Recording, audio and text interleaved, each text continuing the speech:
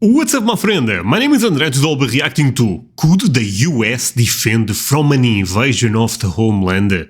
But before I go into that, can I ask you for one thing? If you can leave a like on this video, thank you so much for that. It's the best way to show support. If you can subscribe, oh man, in that case, forget about it. You make my day.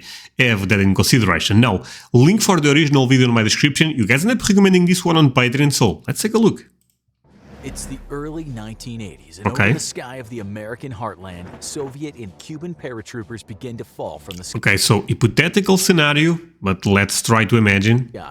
In minutes, thousands of communist invaders have gained a foothold in the very heart of America. With World War III in full swing, it's up to a band of plucky teenagers to fight a guerrilla war against the godless commies. If you grew up in the 80s or just plain don't have bad taste in movies, then you're well aware of the action hit Red Dawn, a film that portrays a Soviet invasion of the United States toward the end of the Cold War. No, we're not talking about the remake. We don't speak of the remake.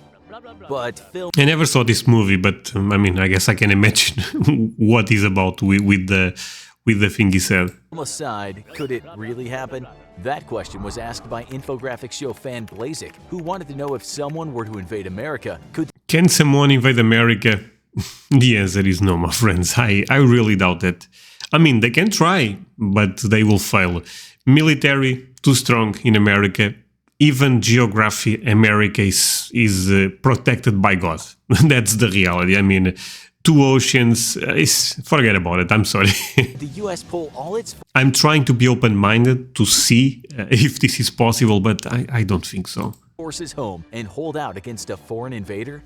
Despite what fiction like Red Dawn would have you believe, the United States was never in any danger of an invasion by the Soviet Union, mostly because the Russian people were about as interested in invading the US as Americans were in invading the Soviet Union.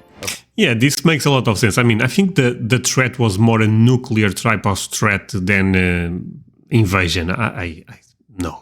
Of course, that didn't stop politicians and military officials on both sides using the fear of an evil capitalist or communist invasion from... Yeah, to increase the defense budgets. Here we go. This makes a lot of sense, actually. ...ballooning defense budgets. The saddest fact of the Cold War just might be that despite all the preparations to defend from an invasion by both sides, neither NATO nor the Soviet bloc ever had a single war plan drawn up for an actual preemptive invasion of the other's territory. Makes sense. But another major reason why the US was never under any threat of an invasion is due to its unique place in the world geography. In order for an enemy to get to America, first it must cross two massive oceans, and this geographic fact makes the United States the single most secure nation on Earth. That's basically what I said.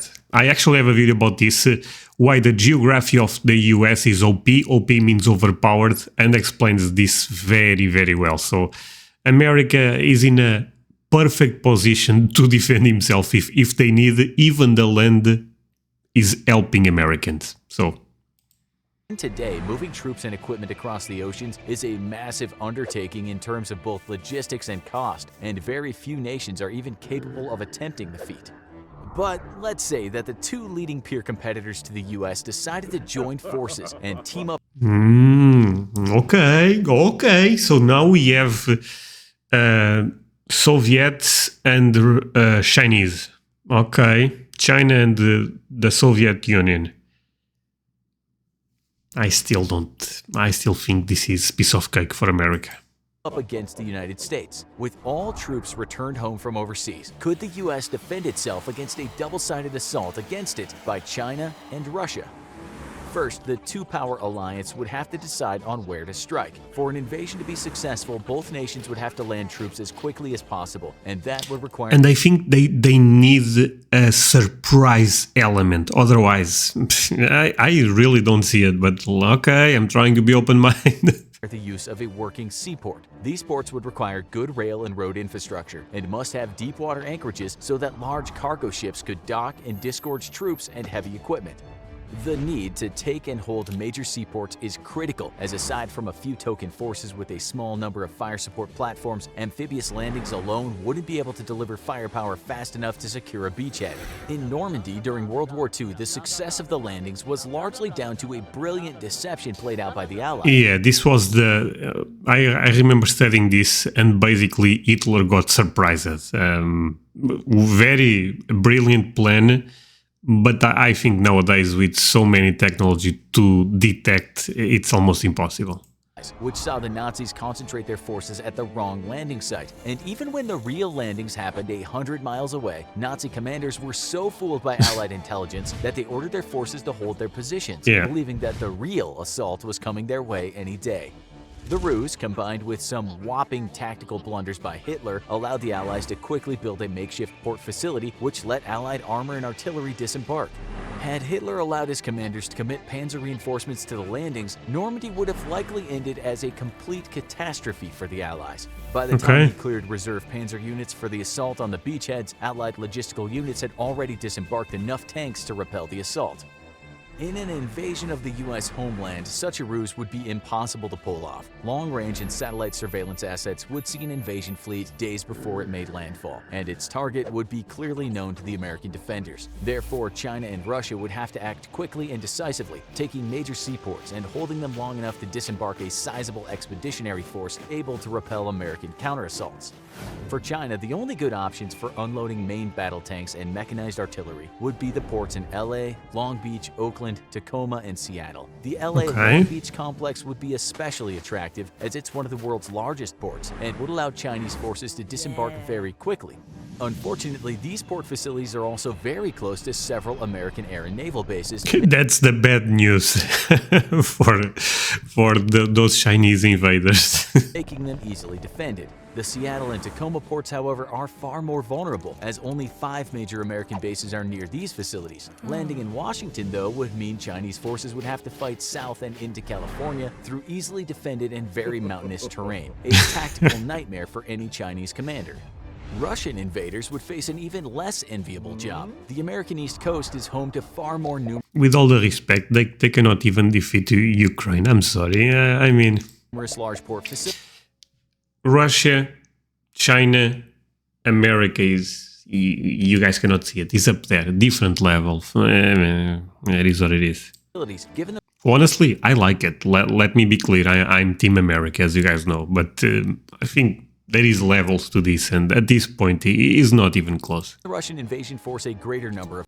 Don't get me wrong. I know nuclear type of weapons, atomic bomb, we all lose. I'm aware of that. Don't get me wrong. But if the fight was fair, and I know there is no fair fight in war, America is too much ahead. Of targets to pick from. Unfortunately, the American East Coast is also the most heavily defended, with several dozen major military installations spread out from north to south. The East Coast is also home to America's largest military shipyards, which would be so heavily protected it would be suicidal to attempt a landing or assault against them. Russia's best bet would be to attempt a landing in Mobile, Alabama or Houston, Texas. This, however, in Texas, good oh no, they really said that. Can you imagine try to invade Texas? They don't even need the army. They just call them in there and they completely destroy the Russians. I'm telling you, 100% I would bet money on Texas versus Russia. However, would mean Russian forces would have to spend more time out at sea and move into the Gulf of Mexico, where they would be surrounded on all sides but the south by major American air bases.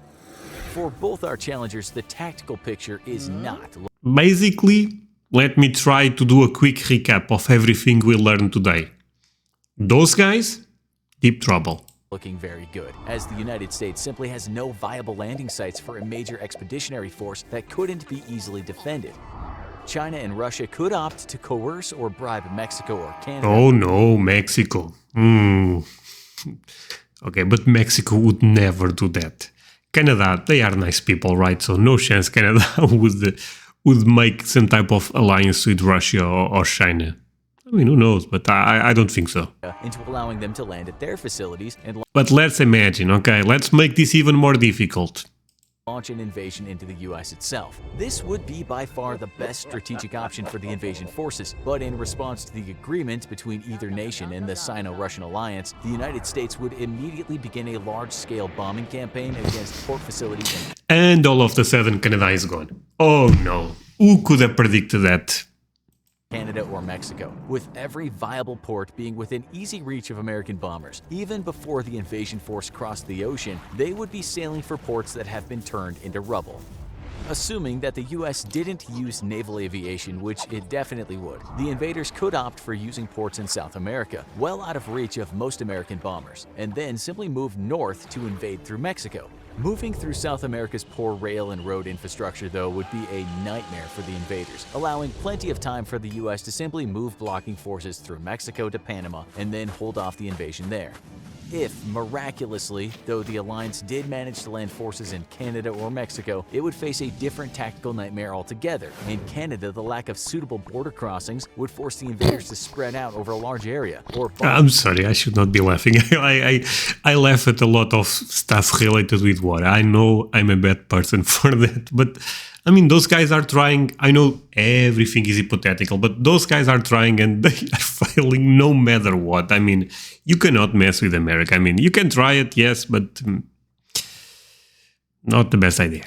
Bottleneck can be subjected to endless attacks by American air power. In Mexico, military border crossings would be possible over a far larger area, but enemy forces would be moving through terrain that provided absolutely no cover. American air power would once more devastate any invaders trying to move through the flat terrain of the US-Mexico border. Geography alone provides the United States with near invulnerability from enemy invasion, but the logistics of the world's militaries proves why the US simply cannot be invaded. An invasion of the American homeland would rely on naval power to get the job done, and right off the bat, no nation on Earth, nor any combination of Okay, let's see it. nations has the firepower and logistical support needed to carry out such an invasion. The matter is one of trying to mess with American Navy. Great idea, Russians. Great idea. No chance. Historical necessity for the world. Ever since the end of the Second World War, all of the world's major powers have had no need to project military power far from their own shores, except for the United States. The Soviet Union was chiefly concerned with securing its European borders, and in the case of a Third World War, its most vital strategic objectives could all be reached over land. The vitally important oil fields of the Middle East could all be taken via land routes through Afghanistan and Iran, and no navy was needed to hold off NATO forces in Europe. The same was true for Europe's NATO members. While once their mighty navies ruled the waves all over the world, their concerns in the 20th century quickly became resisting a possible Soviet invasion, and for that, no major naval power was needed. In the Atlantic, the Soviets hoped to slow the American response with the use of submarines, but ultimately knew that they could never stop the US Navy and thus never seriously tried. On the other side of the world, China struggles to turn itself into a first world power, and other than resentment towards Japan over its actions in World War II, China has had no real motivations to build a strong navy, at least until now. Much like the Soviet Union and Europe's NATO partners, though, China definitely had no real reason to build a heavy sea lift capability in order to move thousands of troops and heavy equipment across the ocean. On the other hand, the United States is both blessed and cursed by geography. While it's untouchable to invasion thanks to the Atlantic and the Pacific, it also means that in order to project power on the world stage, America has always needed a strong navy. This is the But they did it, so, I mean, they are ready, that's the thing. reason that the US has always had a very strong naval tradition, and why it has invested in naval and air transport more than any other nation on Earth. If US troops want to get somewhere, after all, they're certainly not walking there.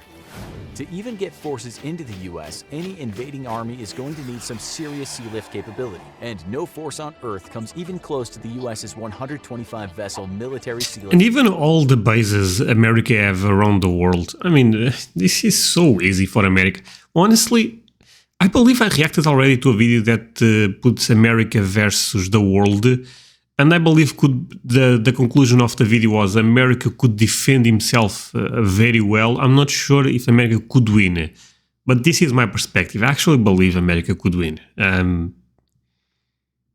mean, maybe I'm being too positive about the U.S. military, and you guys disagree, but I don't see it that way. Command, I which think this operates is easy. a vast fleet of oilers, tankers, and heavy cargo transports. Yet, even this fleet is not enough according to some analysts, and plans are being called for that include dramatically increasing the capability of the US's military transport fleets. China has in recent years expanded its landing ship capabilities, with several dozen available to carry troops and heavy equipment. These ships, though, are not meant for global operations and are only designed for cross-strait invasions into Taiwan or to ferry supplies to China's illegal holdings in the artificial islands it built across the South China Sea. A crippling lack of support vessels such as oilers means that China cannot physically get its landing ships across the Pacific, though even if this problem were to be solved, the nation cannot hope to make a contested landing on foreign soil. Again, this is because of China's lack of need for a global expeditionary military force. China's chief military concerns lie with a military invasion and forced repatriation of Taiwan, and thus it has not invested money into developing a true blue water navy. Russia has even less naval transport capability and support vessels, which again is a result of its military objectives being close to home. To compound the two nations' sea lift problems, both nations have no dedicated amphibious assault ships capable of providing close air support and air superiority to landing forces on a contested beach. By comparison, America's laughing, basically. Oh man, this for me again is maybe if I was new to react to military stuff, I would be okay. Maybe China and Russia together can win. Nowadays, I'm aware they can't. and the US operates 9 of these specialized vehicles, and they will soon be equipped with the F-35. By the way, if you enjoy this type of videos, feel free to leave a like. Really means a lot and helps the channel tremendous. And even if I kind of knew the result of this question, I still think it's fascinating to see how things could play out, even though we know this is just a simulation, a hypothetical scenario. Stealth fighter. Projecting air power is in fact the biggest weakness for any nation hoping to invade the US, and China and Russia combined only operate 2 active-duty aircraft carriers of extremely limited capabilities. Russia's infamous Admiral Kuznetsov very publicly had to be towed back to a friendly port after experiencing severe mechanical problems. Without adequate air power, neither nation could expect to secure a foothold on the US mainland. America's air forces are twice as large as both nations combined, and its naval aviation alone is as large as Russia's total air power. If by some miracle either nation could get troops across the ocean to US shores, the lack of air power would reduce the attempted landings to a suicide mission.